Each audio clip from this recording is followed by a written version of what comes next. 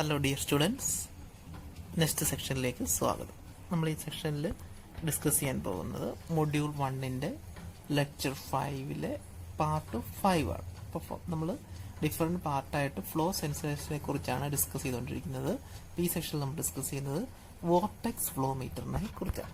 അപ്പോൾ vortex flow meter എന്ന് പറയുമ്പം it is a flow measuring device best suited for flow measurement where the introduction of moving parts presents problems. അതായത് ഈ moving parts നമ്മുടെ ഫ്ലോ മെഷർമെൻറ്റിൽ വരുമ്പോൾ പ്രോബ്ലംസ് ഉണ്ടാകുന്ന ഏരിയാസിലൊക്കെ നമുക്ക് ബെസ്റ്റ് സ്യൂട്ടായിട്ട് യൂസ് ചെയ്യാവുന്നതാണ് എന്തെന്ന് പറയുന്നത് വോർട്ടെക്സ് ഫ്ലോ മീറ്റർ എന്ന് പറയുന്നത്. അപ്പോൾ വാട്ടർ ഫ്ലോ മീറ്ററിനകത്തൊരു ഷെഡിങ് പ്രിൻസിപ്പിൾ വെച്ചിട്ടായിരിക്കും ഇത് വർക്ക് ചെയ്യുന്നത്. അപ്പോൾ ഷെഡിങ് പ്രിൻസിപ്പിൾ എന്ന് പറഞ്ഞു കഴിഞ്ഞാൽ ഇതിനകത്ത് ഒരു ഓക്സിലേറ്റിംഗ് വോർട്ടെക്സ് എന്ത് ചെയ്യുന്നു, ഫ്ലൂയിഡ് ഫ്ലോ ചെയ്യുമ്പം ഒക്കർ ചെയ്യും. അപ്പോൾ അതിനെ നമ്മൾ ഫോം ചെയ്യാൻ വേണ്ടി യൂസ് ചെയ്യുന്നൊരു ഇതിന് പറയുന്ന പേരാണ് ബ്ലഫ് എന്ന് പറയുന്നത്. As opposite to streamlined body. ആ സ്ട്രീം ലൈൻഡ് ബോഡിയിൽ ഓപ്പോസിഷനായിട്ട് നമ്മളൊരു ബ്ലഫ് വെക്കും. ആ ബ്ലഫിലേക്ക് തട്ടി വെള്ളം അല്ലെങ്കിൽ നമ്മൾ എന്താണോ ഫ്ലോ ചെയ്യുന്നത് ആ ബ്ലഫിലേക്ക് മൂവ് അല്ലെങ്കിൽ ബ്ലഫിൽ കൂടെ മൂവ് ചെയ്യുമ്പോൾ എന്ത് പറ്റും, അവിടെ വോർട്ടെക്സസുകൾ ഫോം ചെയ്യും. അപ്പോൾ ആ വോർട്ടെക്സിന്റെ ഫ്രീക്വൻസി എന്ന് പറയുന്നത് എന്തായിരിക്കും, size and shape of the bluff ബോഡിയുടെ സൈസിനെയും ഷേപ്പിനെയും ഡിപ്പെൻഡ് ചെയ്യും. ഇതെന്ന് പറയുമ്പം നമുക്ക് ലോ മെയിൻ്റെനൻസ് കോസ്റ്റ് വരിക അങ്ങനെയൊക്കെയുള്ള കേസസ് നമുക്ക് ഐഡിയലായിട്ട് യൂസ് ചെയ്യാൻ പറ്റുന്ന സാധനമാണ് വോർട്ടെക്സ് ഫ്ലോ മീറ്റർ. അതേപോലെ ലിക്വിഡ്സിലും ഗ്യാസസിലും ഏതിനകത്ത് വേണമെങ്കിലും അല്ലെങ്കിൽ ഏത് ഫ്ലൂയിഡ്സിൽ വേണമെങ്കിലും നമുക്ക് വോർട്ടെക്സ് ഫ്ലോ മീറ്റർ യൂസ് ചെയ്യാൻ പറ്റും. സ്റ്റീം, ഗ്യാസസ് ഇതിലെല്ലാം നമുക്ക് വോർട്ടെക്സ് ഫ്ലോ മീറ്റർ മെഷർ ചെയ്യാൻ വേണ്ടി യൂസ് ചെയ്യാൻ പറ്റും.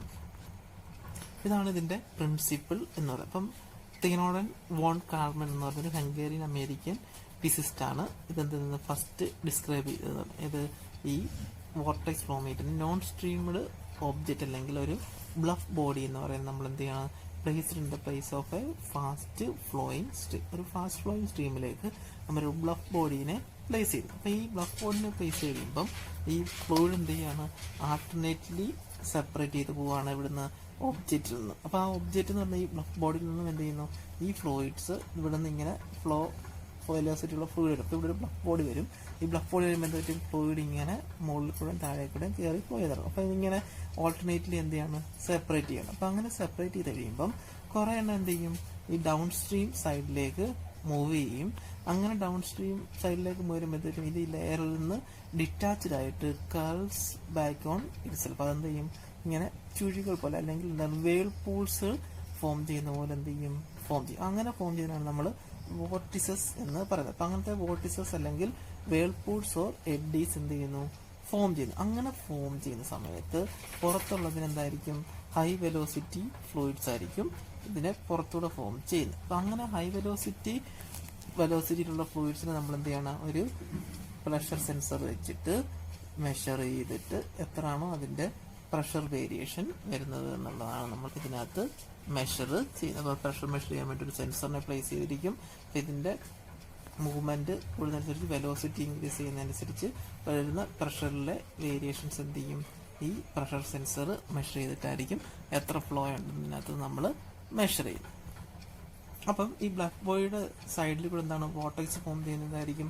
ഈ fluid velocities higher and pressure എന്തായിരിക്കും, ലോവർ ആയി മാറുന്നു. അങ്ങനെ ആ പ്രഷറിൽ വരുന്ന ലോവർ പ്രഷറും ആദ്യം വരുന്ന ഇനിഷ്യലി ഉള്ളത് എന്തായിരിക്കും, ഹയർ പ്രഷറും ആയിരിക്കും. ആ വേരിയേഷൻ വെച്ചിട്ട് നമ്മൾ എന്ത് ചെയ്യുന്നു, മെഷർ ചെയ്യുന്നു. അപ്പോൾ ഈ വോർട്ടെക്സ് എന്താണ് ഡൗൺ സ്ട്രീമിലേക്ക് മൂവ് ചെയ്യുന്നതിന് അതിൻ്റെ സ്ട്രെങ്ത് ഗ്രോ ചെയ്യുന്നു, അതിൻ്റെ സൈസും എന്ത് ചെയ്യും, ഗ്രോ ചെയ്തിട്ട് ഇവഞ്ച്വലി അത് ഡിറ്റാച്ച് ആയിട്ടങ്ങ് പോവുമായിരിക്കും ചെയ്യുന്നത്. അപ്പോൾ ഇതിനെ